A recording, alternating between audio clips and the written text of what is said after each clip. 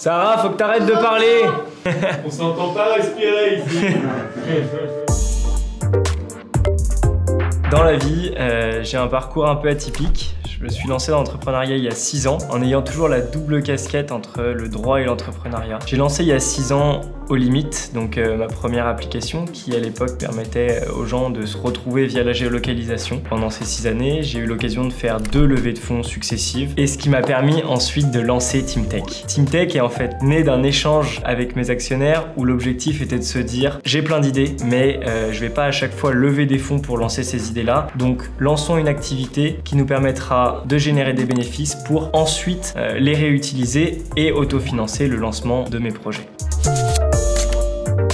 L'objectif avec TeamTech, c'est de lancer une activité qui est à mi-chemin entre le côté cool de la startup, l'innovation, tous les process qu'il peut y avoir, les afterwork, les bières et tout ce qu'on peut trouver de cool dans la startup, mais aussi le côté ESN, un business model et un côté financier qui n'est plus à prouver. L'idée va être de lier les deux en mettant le consultant au cœur de notre stratégie. Avec TeamTech, on s'est fixé une ligne de conduite avec 3 grandes étapes, à savoir la qualité, la proximité et l'incubateur d'idées.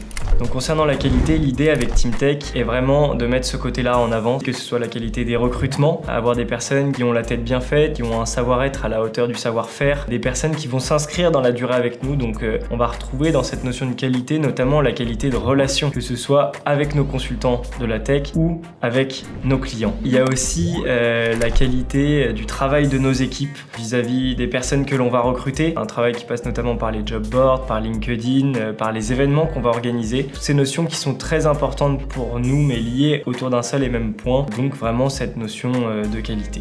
Donc le deuxième point va être sur lequel on met l'accent chez TeamTech. On souhaite garder une vraie proximité avec nos consultants qui sera à la fois virtuelle grâce à des outils comme Slack par exemple, où aujourd'hui on peut rester au contact de nos consultants, échanger avec eux quotidiennement sur des channels, la channel Fun par exemple, où on s'envoie des mots régulièrement et on va aussi garder une proximité physique avec nos consultants parce qu'on va pouvoir organiser des événements, des bières, des afterwork et qui permet en fait à chaque consultant d'avoir un sentiment d'appartenance à TeamTech.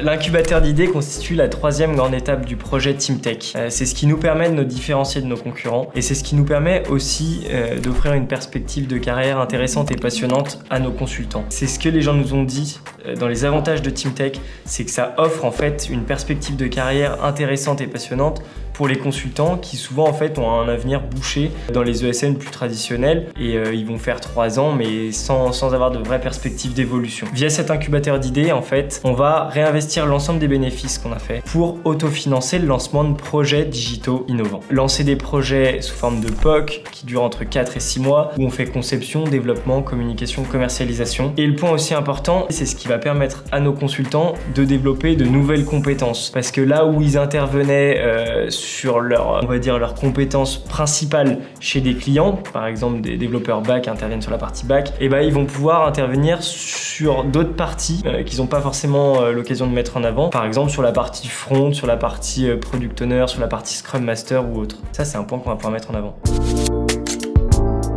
TeamTech, ça a été lancé au mois de novembre 2019, donc ça fait un peu moins d'1 an. On est passé donc de 0 à 15 en 11 mois. Ce qui nous freine aujourd'hui, c'est pas uniquement le Covid, c'est aussi notre volonté de privilégier la qualité à la quantité. Notre équipe, elle est constituée de 10 consultants, de 3 ingénieurs d'affaires répartis sur Lyon et sur Paris, car on intervient sur les 2 villes, d'une chargée de communication, Margot, qui s'occupe de faire tous nos contenus et qui est super.